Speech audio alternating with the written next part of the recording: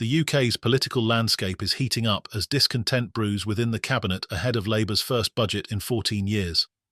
With Chancellor Rachel Reeves preparing to deliver her highly anticipated autumn budget on October 30th, whispers of dissatisfaction are growing louder.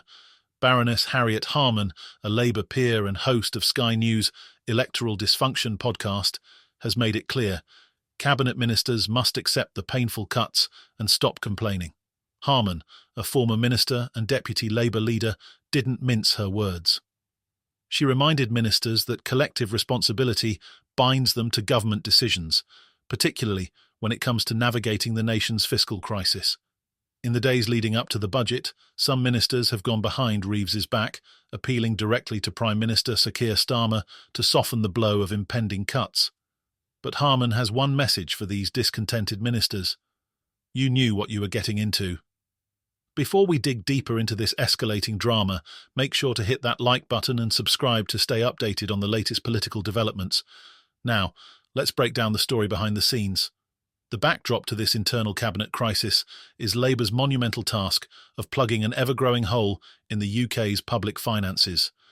Initially estimated at £22 billion, the deficit has now ballooned to a staggering £40 billion. Starmer and Reeves have repeatedly warned that this budget would be painful, with difficult decisions on the horizon. Yet, as the day of reckoning draws nearer, the scale of cuts needed has some ministers running scared.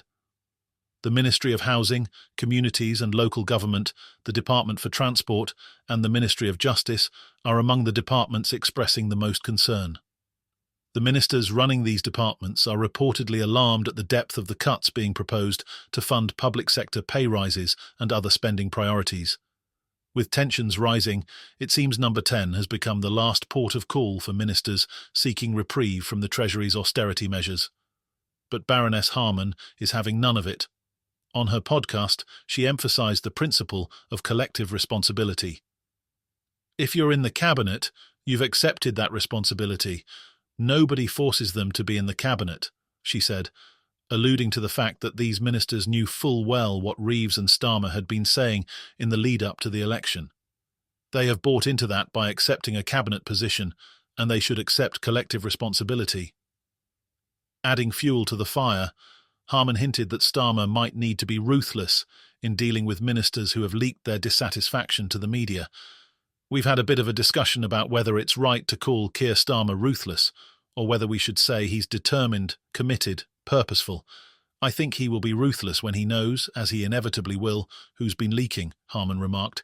Leaks have plagued the run-up to the budget, with reports of letters being sent directly to Starmer from concerned ministers in an attempt to bypass Reeves. One source noted that permanent secretaries within the departments are pushing their ministers to appeal to the Prime Minister, claiming that the proposed cuts would render their departments not viable. But for Harman, these appeals are simply part of the game. Every single time this happens, she said, referring to the constant wrangling between departments over budget allocations. Harman's call for Starmer to be ruthless underscores the tension building within the Labour government as it braces for a backlash to the budget. With so much on the line, the next few weeks could determine how much authority Starmer truly commands over his cabinet. Will he crack down on dissenters, or will he yield to their concerns? The reality of these internal conflicts became even clearer when Sky News reported that several government departments missed their deadline to agree on their spending settlements with the Treasury. Wednesday's deadline was supposed to mark the cut-off for major budget decisions to be submitted to the Office for Budget Responsibility, OBR, allowing only minor changes afterward. But it seems not everyone was on the same page. Government figures tried to play down the significance of the delay, arguing that missing the deadline was not entirely unusual. However, the lack of agreement points to deep rifts within the cabinet over how to address the funding shortfall.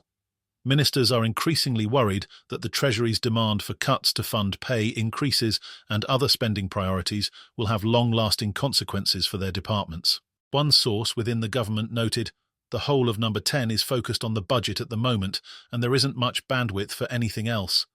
This tunnel vision on budget issues leaves little room for manoeuvring, and the departments that have complained may end up with little more than minor tweaks to their planned cuts."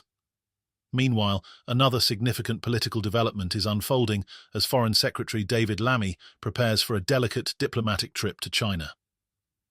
Amid strained relations between the UK and China, Lammy is set to meet his Chinese counterpart, Wang Yi, during a two-day visit aimed at resetting ties and addressing contentious issues. The UK's relationship with China has been under significant strain, especially following allegations of Chinese espionage and cyber attacks on British infrastructure. Beijing has dismissed these claims as completely fabricated, but the UK government is taking them seriously. One issue set to dominate Lammy's agenda is the case of British citizen and pro-democracy activist Jimmy Lai, who has been imprisoned in Hong Kong under China's draconian national security law. Lai's imprisonment, viewed as a crackdown on free speech and democracy, has been a sticking point in UK-China relations. Just this week, Prime Minister Starmer reiterated that Lai's release remains a priority for the government. However, Lammy's trip comes during a period of heightened tensions in Asia, particularly over Taiwan. China recently carried out large-scale military exercises around the self-governing island, raising concerns in the West about the possibility of military conflict. Starmer himself warned that China's military activities in the Taiwan Strait were not conducive to peace and stability. Lammy's visit to China will no doubt involve frank and difficult conversations about the future of UK-China relations. With issues ranging from Taiwan to Jimmy Lai's imprisonment, this trip could set the tone for how the Labour government navigates its relationship with the world's second-largest economy. As the budget day approaches, all eyes will be on Sir Keir Starmer and Rachel Reeves. With ministers up in arms about the scale of cuts being demanded, the stakes couldn't be higher for Labour's first budget since taking office. Reeves has already loosened borrowing rules to give herself more room to manoeuvre, but the pressure to deliver pay rises while also addressing the public sector's dire financial state is creating headaches for the Chancellor. Some ministers believe the cuts are unsustainable and have called for more input from Number 10 to soften the blow.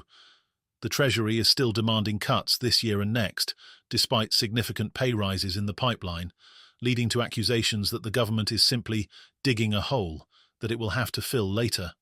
As for Starmer, he must now contend with managing internal dissent while maintaining the image of a unified government. Will he stand firm, as Harman predicts, and take a hard line on cabinet dissenters?